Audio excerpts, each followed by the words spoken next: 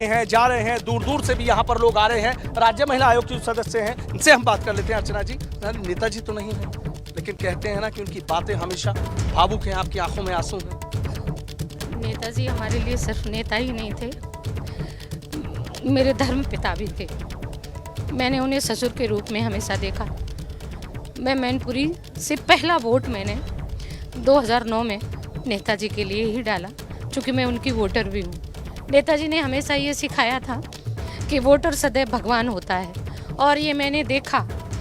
मैं आपको केवल इतना ही कहना चाहूँगी आज के दिन कि नेताजी में वही जो समानता और सबके प्रति समान भावना, जितना कोई गरीब या अमीर, कभी उन्होंने ये भेद नहीं किया।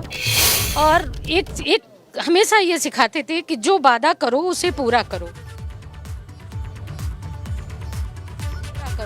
वो मैनपुरी के सांसद थे। मुझे जितना भी उत्तरदायित्व तो वो दिया करते थे, उतना उत्तरदायित्व तो जब मैं पूरा करके उन्हें देती।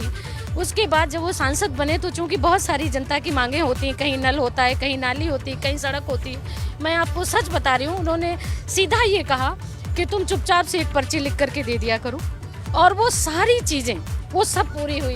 ये सभी लोग मैनपुरी के ही हमारे सभी सहयोगी हैं। आप दादाजी हैं जो बहुत ही पुराने, उनके सहयोगी हैं। पतारा क्षेत्र में इतनी बड़ी रोड बनवाना ये हर व्यक्ति की बात नहीं थी। तो जितना भी उन्होंने किया उतना कम है। और मेरे लिए तो मैं एक संस्मरण सुनाऊं, मैं नहीं समझ पा रही हूं कि मैं आपसे आज क्या कहूं। एक बार जब सरकार बनती है, और चूँकि मैंने भी मैनपुरी से ही विधायकी के लिए अप्लाई किया था, तो नेताजी ने कहा, बेटा सरकार बनाना जरूरी है या विधायक बनना? तो मैंने कहा सरकार बनाना।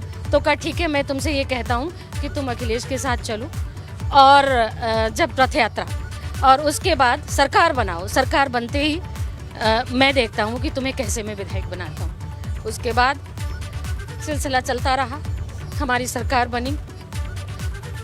सरकार बनने के बाद जब फर्स्ट टाइम 2012 में सरकार बनी, सरकार बनने के बाद जब नेताजी एयरपोर्ट पे उतरे, जब वो यहाँ आए मैनपुरी में, तो सभी विधायकों के नाम थे उनको रिसीव करने में, अंदर जाने के लिए। उसमें मेरा नाम नहीं था। तो मैं अलग से अपने लोगों के साथ में खड़ी थी बीच में। नेताजी अपनी गाड़ी से उतर के, और जहाँ दूर हम लोग खड़े थे वहाँ आए और बोले, अरे तुम यहाँ कैसे खड़ी हो? वो दिन और 2012 से लेकर 17 तक मजाल नहीं था कि कभी भी किसी भी बात को मैंने कहा होता और उन्होंने अस्वीकार किया होता। यही थे नेताजी, यही थे धरती पुत्र। किसी को कभी निराश नहीं करा, जिसने जो मांगा। इनकी आंखों के आंसू ये बता रहे हैं कि नेताजी किस तरीके से थे, किस तरीके से दिली रिश्ते उनके थे।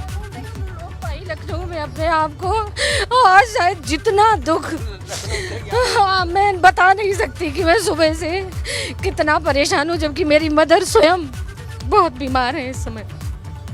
तो मैं बता नहीं सकती, मतलब एक संस्मरण नहीं, एक और संस्मरण, तमाम संस्मरण। बाबूजी, आपसे जानना चाहूँगा, आप भी बताइए। बता रहे हैं कि नेताजी के आप साथ रहे, तो उनसे जुड़ी हुई चीज़ें आप बताइए। भाई देखिए, मैं सन 62 में आया स्कूल में, जैन कॉलेज में, तब से हम उनको जानते हैं।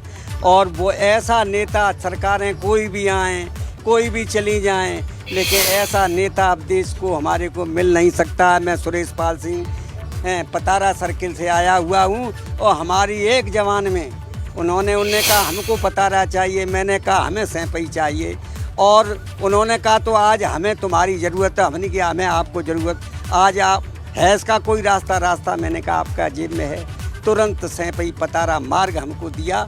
इतना बड़ा मार्ग, ऐसा बढ़िया मार्ग हमारे मैनपुरी ज़िले में नहीं है।